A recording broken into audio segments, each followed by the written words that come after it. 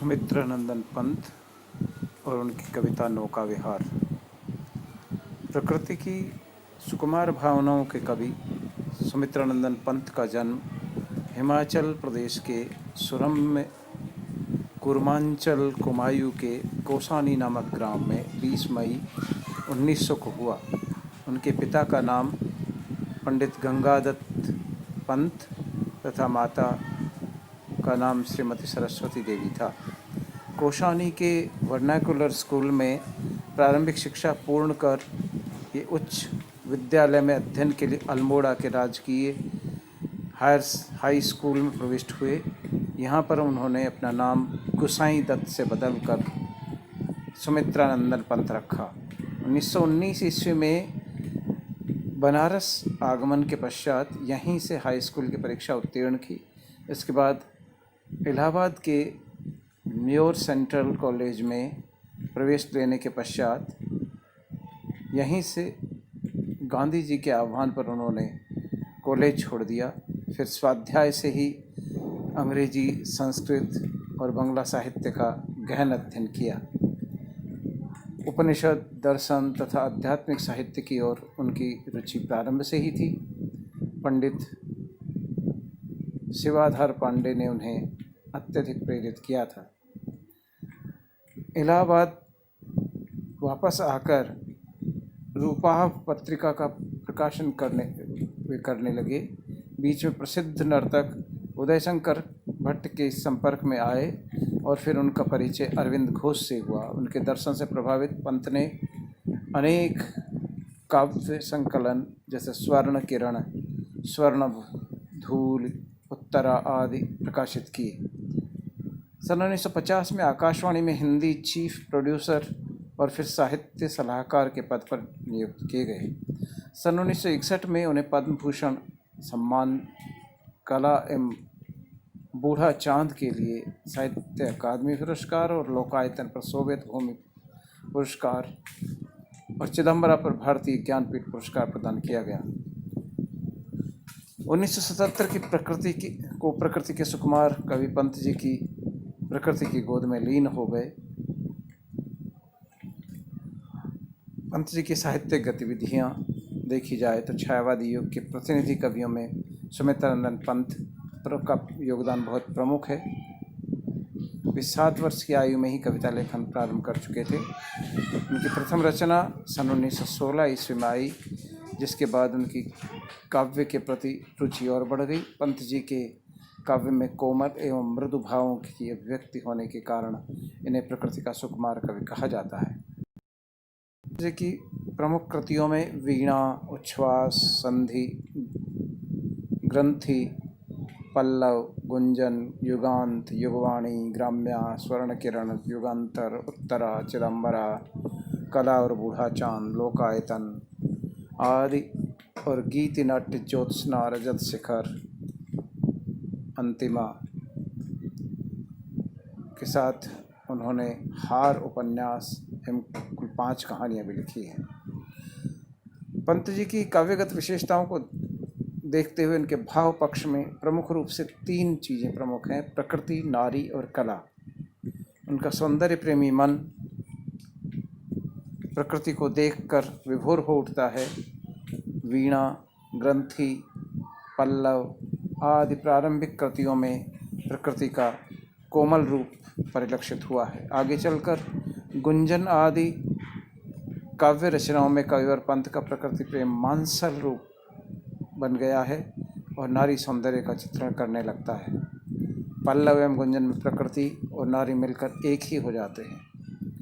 कल्पना के विशिष्ट रूप व्यक्तिवादी कलाकार के रूप में अंतर्मुखी बनकर उनकी कल्पना करना और असीम गगन का गान सुनकर विचरण करने लगना, ये पंत जी की प्रमुख विशेषता है। पंत जी का सबसे प्रिय रस श्रृंगार है, परंतु उनके काव्य में शांत, अद्भुत, करुण, रौद्र आदि रसों का सुंदर हुआ है। पंत जी की भाषा चित्रात्मक है, साथ ही उसमें संगीतात्मकता के गुण भी मौजूद हैं। उन्होंने कविता की भाषा एवं भावों में पूर्ण सामंजस्य पर बल दिया है। उनकी प्रकृति संबंधी कविताओं में चित्रात्मकता अपनी चरम सीमा पर दिखाई देती है। कोमलकांत पदावली से युक्त सहज खड़ी बोली में पद लालित्य का गुण विद्यमान है। उन्होंने अनेक नए शब्दों का निर्माण किया, जैसे टलमल, रलमल आदि। उनकी भाषा सांस्कृतिक एवं परिमार्जित है, उसमें एक सहज प्रभाव अलंकृत देखने को मिलती है। पंत जी की शैली में छायावादी काव्य शैली की समस्त विशेषताएं व्याप्त हैं, जैसे लाक्षणिकता, प्रतीकात्मकता, ध्वन्यात्मकता, चित्रात्मकता, सजीव एवं मनोहारी बिंब विधान आदि। पंत जी को अलंकारों में उपमा, रूपक, उत्प्रेक्षा, अन्योक्ति जैसे समान धर्म अलंकार विशेष रूप से प्रिय हैं।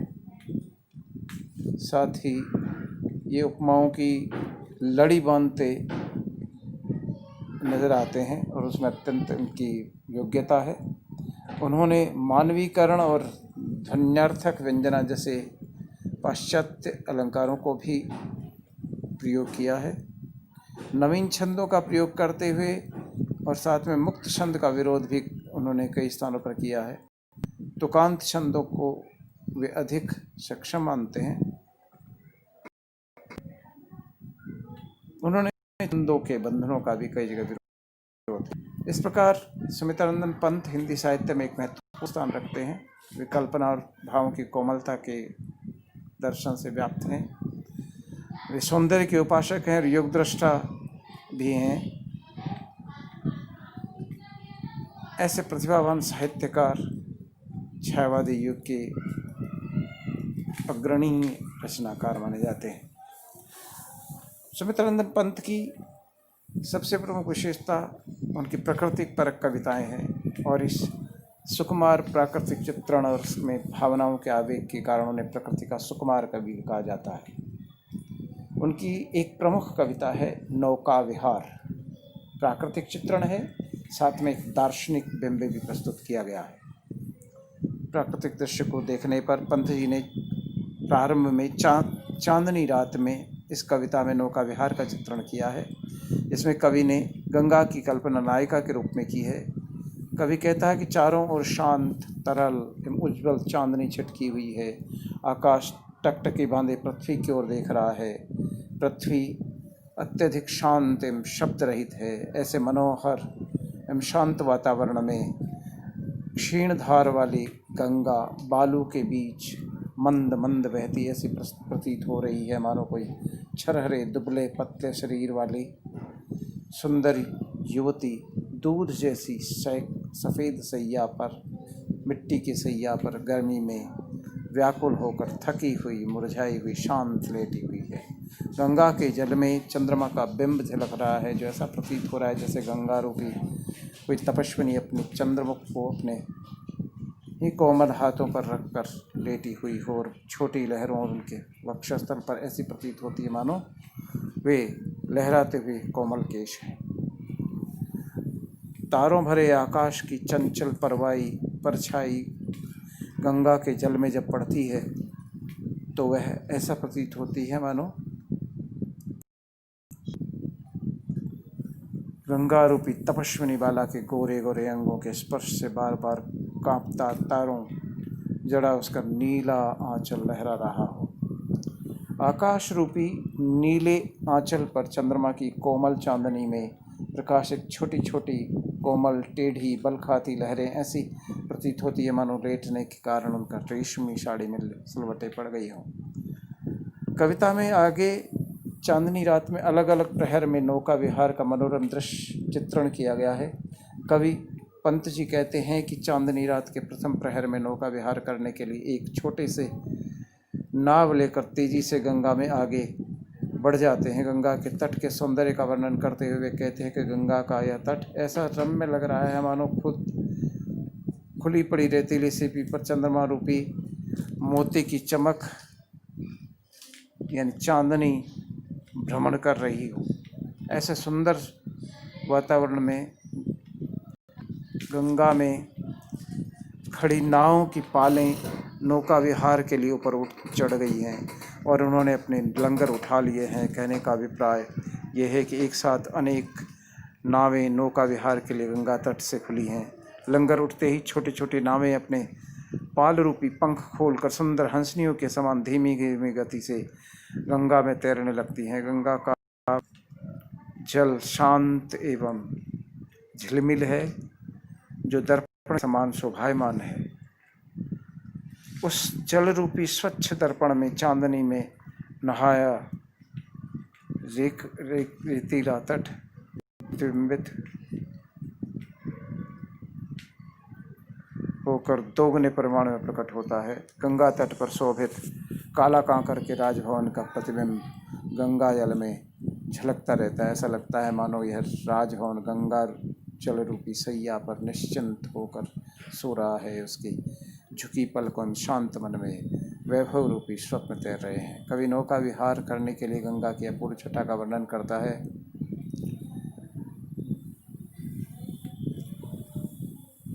गंगा में जल में पड़ती तारों की छाया को देखकर ऐसा आभास होता है मानो तारों का दल जल के अंदर भाग में प्रकाश फैलाकर अपनी आंखें फाड़ फाड़ कर कुछ ढूंढ रहा है। इस प्रकार चेहरों का चित्रण करते हुए उनके बीच में जगमगाते दीपों की लुक छिप का वातावरण भी एक आकर्षक बिंब प्रस्तुत करता है।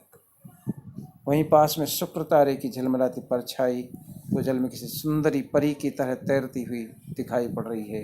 श्वेत चमकती हुई जल तरंगों में इस परछाई के ओझल होने का दृश्य इतना मनोरम है कि कभी को चांदी के चमकते सुंदर केशों में परी के छिप जाने का आभास होता है। जल में प्रतिबिंबित दशमी का चांद का तिरछा मुंह कभी लहरों की चंचलता में छिप जाता है तो कभी साकार हो उठता है।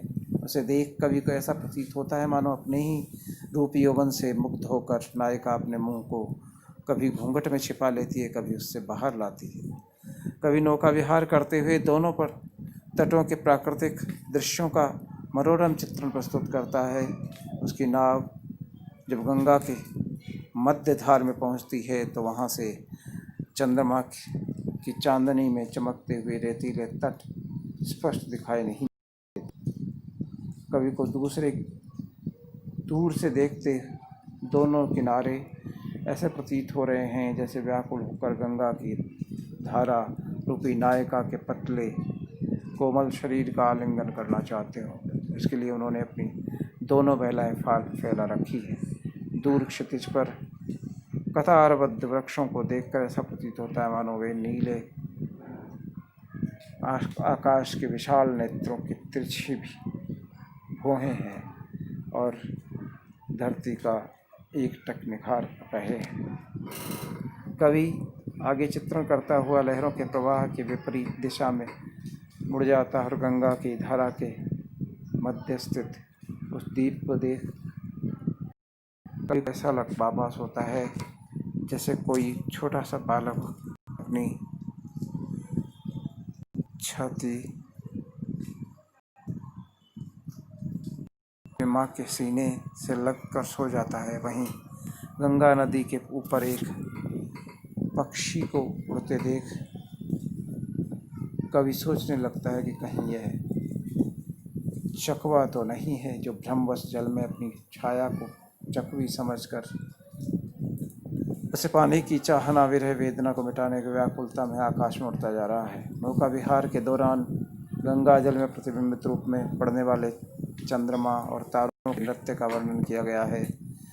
बीच धार में पहुंचने जल होने के कारण नाव के भाग रूप से कमी आती है। इतनी आधार पर पंत जी कहते हैं कि ये मेरी नाव गहरे पानी में धारा के मध्य जा पहुंची है। उसका भार अत्यधिक कम होता गया है। तब उसकी पतवारों को थाम कर नाव को धारा की विपरीत दिशा में मोड़ लिया है। पतवारों के चलने से जल काफ़ी मात्रा में झाग उत्पन्न करता है। इस को देखकर कभी को ऐसा आभास होता है जैसे पतवार अपनी हथेलियों फैलाकर उसमें झाग रूपी मोतियों को भरकर तारों रूपी माला तोड़कर जल में बिखेर रही है। पतवारों के चलने के कारण नदी के शांत जल में उठने वाली लहरें चांदी के सांपों की रलमल जैसी प्रतीत होती है। आगे की और रेंगते हुए प्रतीत हो रही है। चंद्रमा की किरणें लहरों पर पड़कर इस प्रकार नृत्य करती हुई सी दिखाई देती हैं जैसे बहते हुए जल में असंख्य सीधी रेखाएं खिंची हुई हों।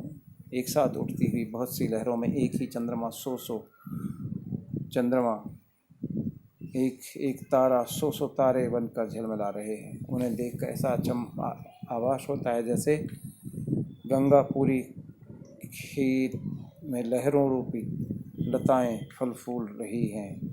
किनारे की ओर लौटते हुए कवि कहते हैं कि जब नदी की गहराई कम होने लगी है और हम लग्गी से गहराई का अनुमान करते हुए अत्यंत उत्साहित होकर घाट की ओर बढ़ते जा रहे हैं, जैसे जैसे हमारी नाव दूसरे किनारे की ओर बढ़ती जाती है, जैसे जैसे हमारे हृदय में सैकड़ों विचार उठते रहते हैं, ऐसा लगता है मानो इस संसार का क्रम भी इस जलधारा के समान ही है। जैसे अपनी नौका दूसरे किनारे की ओर बढ़ती जाती है, वैसे वैसे हमारे हृदय में सैकड़ों विचार उठते हैं और ऐसा लगता है मानो इस संसार का क्रम भी इस जलधार के समान है। जिस प्रकार सारा